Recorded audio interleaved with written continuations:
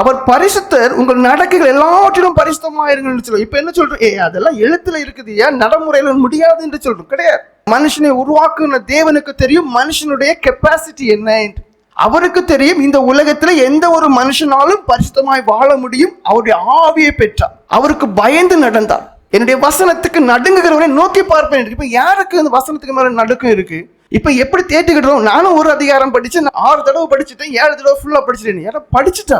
நீ தியானிச்சு உன் வாழ்க்கை எப்படி இருக்கு, நீ அழ வேண்டிய காரியங்களை அழுது விடுதலை பெற்றா என்று கேட்டால் பிக் கொஸ்டின் மார்க். எத்தனை பேர் அழுதுருக்கிறீங்க? அநேகரால ஜெபத்தில் அழவே முடியல, கண்ணீர் வந்ததே கிடையாது. கள்ள கண்ணீர் வரும். அடுத்தவங்களுக்கு விரோதமா செய்யிட்டு அதை நியாயப்படுத்தும் போது பொய் சொல்லி ஒரு கள்ள கண்ணீர் வெடிப்பாங்க. அதெல்லாம் நான் சொல்லவில்லை.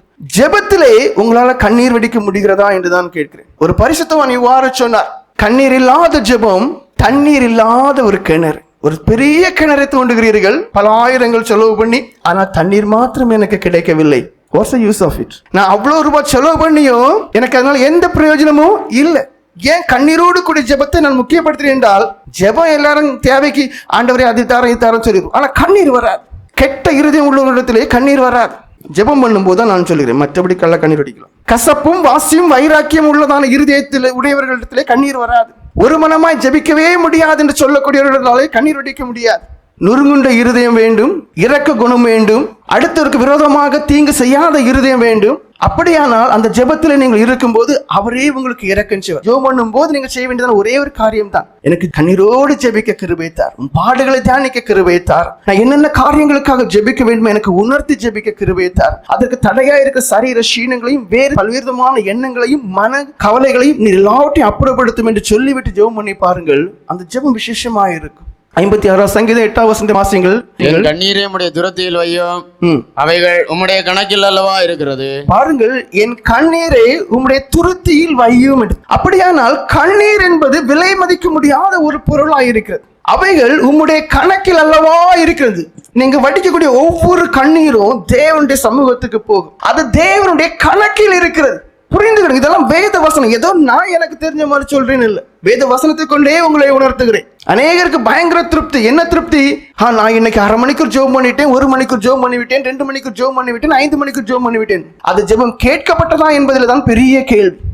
தேவன் சொல்லுகிறார், நீர் கண்ணீரோடு ஜெபம் பண்ணுங்கள் என்று, அழுது ஜெபம் பண்ணுங்கள் என்று, நிலைமைகளை உணர்ந்து ஜெபம் பண்ணுங்கள். அப்படி ஜெபம் பண்ணி பாருங்கள், அங்கே அதிசயங்கள் நடக்கும், அற்புதங்கள் நடக்கும். காரணம், அந்த கண்ணீர் விலையேறப்பட்டது. எத்தனையோ பரிசுத்தவான்கள் ஜெபித்து தங்களுக்கு தேவையான எல்லாவற்றையும் பெற்றுக் கொண்டார்கள். ஆப்பிரிக்காவிலே ஒரு போதகர் ஒரு நாள் போதித்துக் கொண்டு இருக்கிறார். அவருடைய பாதத்திலே துப்பாக்கியுடன் ஒரு பெரிய மனுஷன் வந்து பாதத்திலே விழுகிறார். போதகரே என்னை மன்னியும் என்று. இவருக்கு ஒண்ணுமே புரியவில்லை. என்ன சம்பவம், ஏன்பா நான் உன்னை மன்னிக்கணும்னு கேட்டுதான் அவன் சொன்னது, 3 தடவை உம்மை சுட்டுக் கொள்வதற்காக நான் பிரயாசப்பட்டேன்.